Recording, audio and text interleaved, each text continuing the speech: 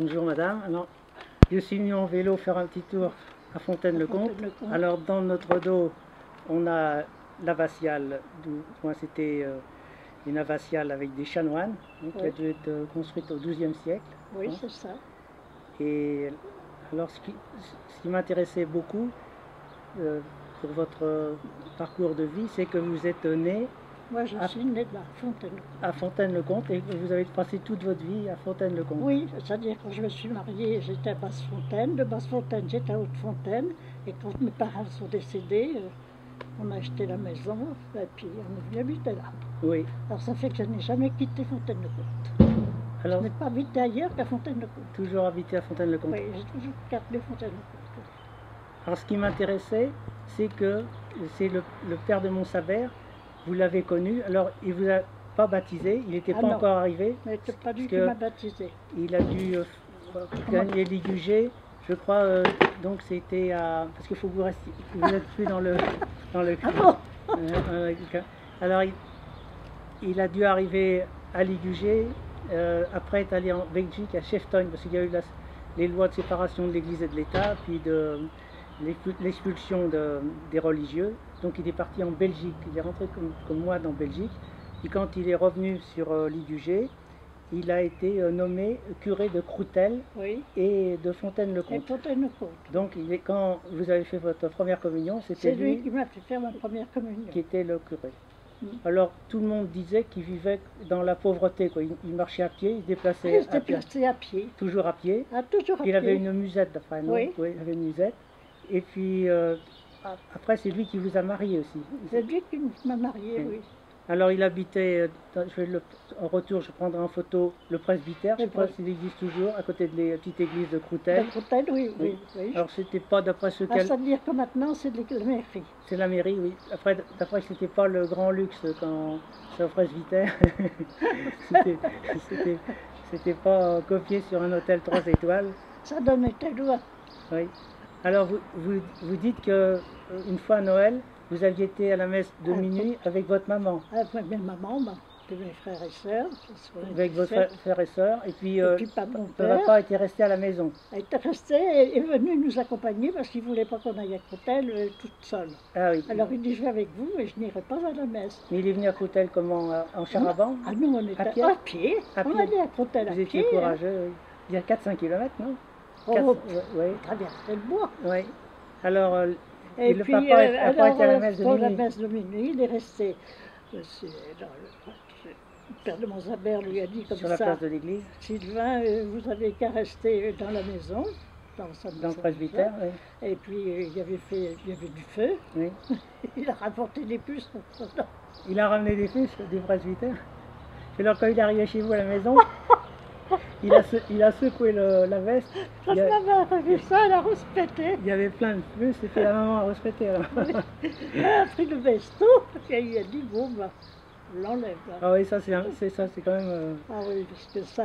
il y avait des puces dans son presbytère, ça vous pouvez... Et puis même sur lui, il en avait. Ah oui, oui. Parce que quand il faisait ça, là, c'était des puces. Puis il ne s'occupait pas où il était, et enfin... Oh, je l'ai vu parce que là, c'était mes grands-parents qui habitaient ici. Alors, il vient souvent il venait voir vos grands-pères, parce que mon grand-père, je vous dis, était sacristain. Je peux même vous dire. Le grand-père était sacristain. Oui, mon grand-père était sacristain. Et puis, bon, alors, moi j'aimais bien aller avec mon grand-père. Quand il y avait des décès, on sonnait les glas autrefois. Parce que là, je vais voir, ça tourne bien, là, pareil, attendez. Oui, ça tourne. Alors, vous alliez avec le grand-père sonner les glas, puis c'était à la main, comme ça. Ah, puis c'est toujours à la main, mais avant, on montait au clocher, parce que mon grand-père, avant, sonnait avec le truc 3-4 coups. Taper avec un maillet, alors? Oui, on montait au clocher. Au clocher. Oui. On aimait bien ça. Mais les gamins, ils utilisaient, c'était quand les cloches étaient assez grosses, ça faisait de la force, puis on s'accrochait à la corde, puis on se montait le... Et puis alors après, le soir, on allait sonner l'Angélus. Oui, tous les soirs, l'Angélus. Oui. Après, bon, j'ai vu mon grand-père pouvait peu, alors on n'y allait pas, mais on allait tout le temps fermer l'église. Avec ma soeur, c'est nous qu'on allait l'ouvrir, et puis qu'on allait la fermer. Et puis, il y avait une dame, Madame Bricot, qui prenait un café à côté. Et puis, bon, elle qui rentrait dans l'église tous les soirs à peu près à la même heure pour prier. Enfin bon, c'est un choix. Puis avec ma soeur, on en avait marre parce que... Fallait l'attendre qu'elle finisse de prier. Il faut bien une gamin. Ouais. C'est pas que j'avais 12 ans à peu près. 12 ans, oui. Eh bien, on ouvre la porte, on me dit comme ça, il y a quelqu'un? Non, on l'a fermé. Alors, bon, elle a tapé, puis son mari est venu voir mon grand-père, il dit, oui, tes filles, elles auront fermé mon... Comme je ne me souviens plus comment ça s'appelait, enfin bref, dans l'église. Oh, alors qu'est-ce qu'on a pas pris? Et après, c'était le catéchisme, c'était pas comme maintenant des dames catéchistes, c'était le père de Montsabert. Non, c'était ton père de Montsabert qui faisait... Il prenait le catéchisme questions-réponses, non? Qu'est-ce qu'il faisait? Oui, il avait le catéchisme et puis il nous posait des questions, mais c'était à la cure, ça. Et alors vous avez fait votre première communion en quelle année? Vous ne vous rappelez pas? Communion solennelle? J'avais 12 ans. 12 ans. Alors c'était je suis née en 32, alors... C'était en 44, oui. Juste pendant la guerre. Et puis le catéchisme, ça se faisait au presbytère. Les de Croutelles? Non, de Fontaine-le-Comte. Fontaine-le-Comte. Il y avait le presbytère, maintenant ça a été vendu. C'était le presbytère, c'est le beau bâtiment, là, non? À un côté, le beau bâtiment, il y a des restes du 16e ou 16e siècle, là, qui est devenu non. C'est de l'autre côté? C'est pour vous passer depuis longtemps parce qu'ils ont fermé le porche. Oui. Mais la rue du Putain... La petite rue qui descend à la rivière, un ruisseau, là? Oui, ouais. Mais oui, là, entre les... C'est Madame Bouviot, et enfin, je dis ça. Et puis alors le presbytère se trouvait sur notre gauche, dans le fond. Puis là, il habitait aussi quand il venait, le père de Montsabert. Ah, non. Il avait... non. Mais c'était un pied à terre quand il ne fait Oui, mais là, il dormait jamais. Moi, mes parents y ont habité. Oui. Et puis j'ai une tante qui y habitait aussi. Oui. Alors il y avait une pièce qui était réservée pour le catéchisme, puis il y avait donc une cheminée. Et puis cette cheminée, l'hiver, on faisait du feu. Oui. Au mal, il dormait. Mais il se faisait la cuisine ou il allait manger chez les gens? Le père de Montsabert, vous savez pas? Oh, il allait souvent manger chez les gens. Oui. Ah, oui. Et il savait où il allait. Hein. Il était né à Chaumont. Oui. Dans une belle propriété d'ailleurs. Oui. Donc il est resté, il est né sur Fontaine-le-Comte, puis il a passé sa vie à Fontaine-le-Comte. Oui, Fontaine-le-Comte, Croutelle. Il a été même à Ligugé. Il a été des fois faire des messes à Ligugé. Parce qu'il est né, j'ai regardé ça ce matin, donc il est né en 1878.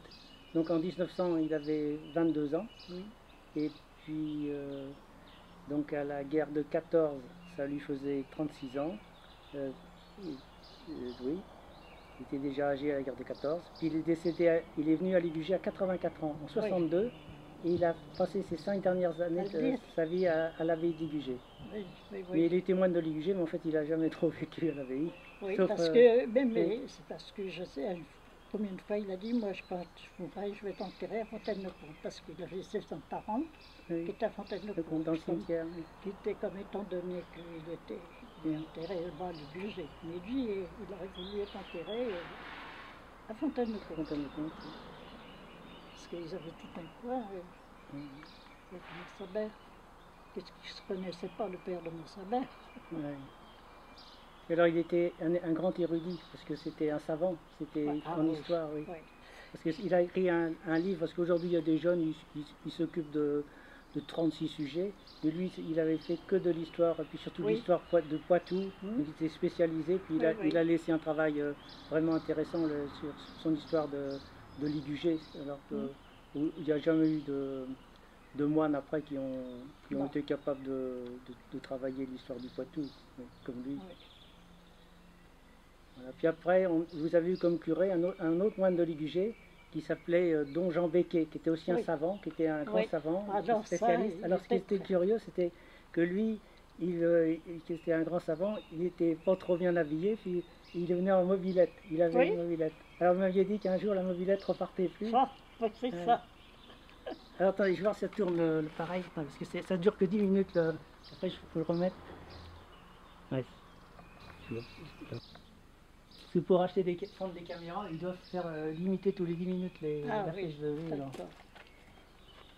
alors, Oui, et alors puis, vous aviez le père j'avais- Becquet, oui. la mobilette repartait plus, vous m'aviez oui, dit. alors j'avais appelé mon mari. Mm. Moi, je travaillais et puis Mm. on l'a ramené à l'Igusé. Mais moi, j'ai un de mes fils, enfin, un de mes fils, oui, un de mes fils, malheureusement, il est décédé. Mm. Il lui donnait le jeudi qu'il n'y avait pas d'école, il lui donnait des cours. Puisqu'il enseignait le français, non c'est... Non, c'était des maths. Ah, des maths. Oui, Ah oui, il était polyvalent. Ouais. oui, oui. Parce qu'on avait un autre moine qui donnait beaucoup de cours particuliers, il s'appelait le père Poussier. C'était le frère d'un chirurgien de Poitiers, Ah oui, non. Robert Poussier, qui est mort en 83, juste quand je suis arrivé. Et puis après le père Becquet, et après la messe, il venait prendre le café chez vous, non? Il venait, non? Non, c'était Père Montsabert. Pas mon savoir prenait le café. Oui, le Père Becquet, bon, bah, il était bien, c'est vrai qu'il était gentil. Oui. Oui. Puis il y avait le père Vincent, il disait que il ne voulait pas déranger pendant son sermon. Il disait à un enfant de cœur d'aller fermer la porte. La porte. Vous vous rappelez ça, non? Oh non. Voilà. Et oui, ça ne s'est pas dit hier.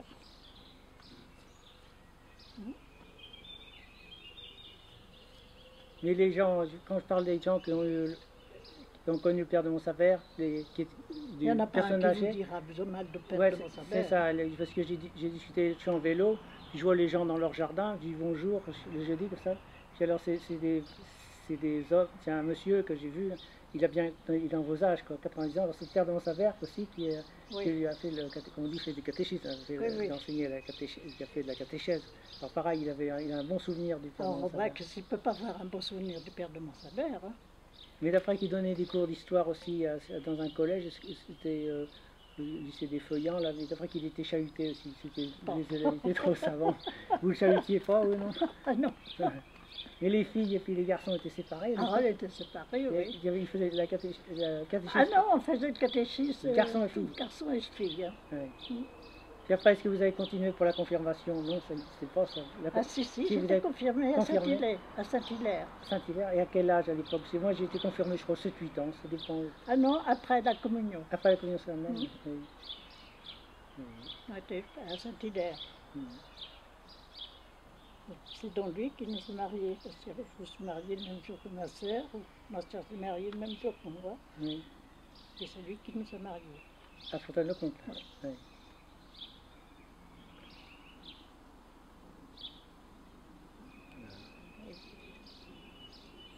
Alors quand il avait bu un peu trop, puis qu'on montait dans les hauts, là, il y avait des vignes, Oui. il se couchait puis il dormait. Si les gens ils buvaient un petit peu, quoi. Un petit peu trop. Oui. Et il s'entendait très bien avec, comment ça s'appelle, un instituteur, là, M. Gallet. Oui. Parce qu'on dit oui, ça, que là, des fois il faisait des bons repas chez les gens, puis Oui. il dormait comme ça dans la nature. Oui, avec Oui. M. Gallet. Ah oui. Et oui. C'est-à-dire que C'est- je savais que M. Gallet c'était une tête alors avec le père de Montsabert, ça allait bien. C'était instituteur de De Fontaine-le-Comte. Oui. Oui. Parce que quand j'ai voulu travailler, c'était la toponymie de Ligugé, pour savoir l'origine du nom de Ligugé. Il y a des jeunes, maintenant, ils ont inventé n'importe quoi pour l'origine. Et quand j'étais voir le livre du père de Montsabert, il fallait être très érudit pour trouver l'origine de Ligugé. Il a dit que c'était un nom gaulois, Lucotos, et après ça est devenu en latin Locuteius, et puis c'est devenu Locoteiaco, et c'est lui qui donne les bonnes explications. Alors et puis il a été chercher une monnaie du temps des Romains, quoi. Moi je l'appelle le livre du père de Montsabert, Vous je l'ai prêté. Et puis on ne vous l'a pas rendu. Oui. L'autre jour, il y a une personne qui s'occupe aussi, qui vient bien, qu'est-ce qu'il y avait à Fontaine-le-Comte, mais elle n'était pas de Fontaine-le-Comte. Alors, moi, j'ai dit, écoutez, moi, je ne sais pas, où il est passé. Je l'ai prêté, et puis on ne l'a pas rendu. J'ai même des lettres du père de Montsabert, parce que quand il est rentré à l'Igugier, les enfants lui écrivaient toujours pour la bonne année. Vos enfants? Oui. Et donc il a fait le catéchisme aussi Il à a vos enfants? fait le catéchisme à mes enfants, oui. Ah oui, Oui, oui. Puis c'est Ouais. lui qui les a baptisés tous les trois. il les a baptisés. Mariés, non? Il était peut-être plus là. Non, Oui, non, non, non, je pense il pas. était plus. Oui. Non, non, c'est pas lui qui les a mariés. Mais, Mais quand il marchait toujours à pied, mais d'après qu'il y avait, les gens le connaissaient, alors Ah bah, en voiture il s'arrêtait, oui, il s'arrêtait puis il montait. il montait. Alors il y a ce qu'ils disaient, les méchantes langues, ils disaient, on était obligé de conduire d'une main puis attraper les puces. Il voilà avec les pouces. Hein. Eh oui. Non, mais ça c'est vrai que c'était un curé qui était franchement. Original, mais il était aimé, quoi. Il était, Oh oui, il était très ouais. aimé. Voilà. Puis Mais- si vous l'invitiez, ça, il ne disait pas non. Hmm. Alors je vois mon père qui allait aux enterrements et puis des trucs comme ça pour les rameaux puis la Toussaint et qu'il Oui. allait à la messe, autrement pour mon papa il n'y allait pas. Hmm. Mais il aimait bien venir ici et puis ça discutait. Mais on se demande comment ils arrivaient à faire pour faire des. Ils faisaient des recherches très savantes. Ah Alors oui, ils faisaient sa pastorale chez les gens, se discutaient, puis ils arrivaient quand même. Je sais pas comment ils faisaient parallèlement, ils faisaient leur travail d'érudition. oui, oui. Je sais pas comment il faut le faire, c'est incroyable. Ah, c'était une tête, hein. Oui, c'est ce qu'on dit. Parce que les grands savants, pour Poitiers, on disait que c'était lui, le père de Montsabert, et puis alors c'était le chanoine Aigrin, qui était de Poitiers, qui était un grand savant, un grand historien. Il y a une plaque sur sa maison à Poitiers, pas loin de Saint-Radégonde. Voilà, mais je vous remercie beaucoup. Parce que De rien. Hein. autrement, ce sont des souvenirs qui vont s'effacer Ben oui, c'est vrai, oui. avec le temps. Avec le temps, oui, parce que je voyais un monsieur là qui cherche, et puis une fois, je ne sais pas ce qu'il lui a dit, il lui a dit, vous allez voir Madame Puy, et elle est d'ici, elle. Parce que comme il y avait eu une petite jeune fille qui s'était fait tuer, là, qui s'était fait assassiner sur la nationale. Oui. Alors, il a entendu parler, alors il était venu, puis que ça se trouvait que moi j'avais pourtant, j'avais 16 ans, tout à fait, oui, c'est ça, elle avait 19 ans. Elle habitait là, en face, Oui. maison qui est au bord de la rue, là. Oui. Là, La maison. oui, elle Oui. habitait là. Alors tous les matins, elle s'en allait travailler avec ma soeur. Puis elle lui avait dit le soir, tu ne m'attendras pas, elle était couturière, tu ne m'attendras pas, qu'elle dit parce qu'on fera, tu verras, parce qu'on a pas mal de travail. Elle est rentrée tard, et puis elle a, Elle s'est fait tuer. ben oui, il y a un qui a voulu aller cambrioler dans un garage, et puis il a dû être dérangé, puis il a pris la route ici, puis il l'a vu, puis alors il était venu, puis moi ça se trouvait que j'avais le journal que j'avais gardé. Il y en a qui ont mis à savoir de ce qui s'est passé que même dans la commune. Mais dans les maisons de retraite, moi j'ai fait des interviews, alors ça fait que c'est à Mareuil-sur-Lay, c'est un monsieur qui est né en 24, donc ça lui fait quel âge ça maintenant 97 ans quoi. Oui. Alors lui il a été STO, donc il oui. avait gardé toute sa mémoire. Alors il savait où il avait été dans les villages, il était dans une usine d'armement, il faisait les avions Junkers. Alors il avait vu après, ici sur le bord de l'Elbe, les Russes arrivaient d'un côté, de l'Est, les Américains de l'autre. Alors il avait toute sa mémoire, c'était l'interview que j'ai faite, c'est très intéressant. Puis après j'ai voulu interviewer quelqu'un aussi qui avait été déporté à Buchenwald, et la mémoire commence à flancher. Il est décédé maintenant, il est décédé. J'aime bien faire des interviews de personnes âgées comme ça. Ils ont des souvenirs qui vont s'effacer avec le temps. Puis, en fait, c'est intéressant. Parce que c'était comment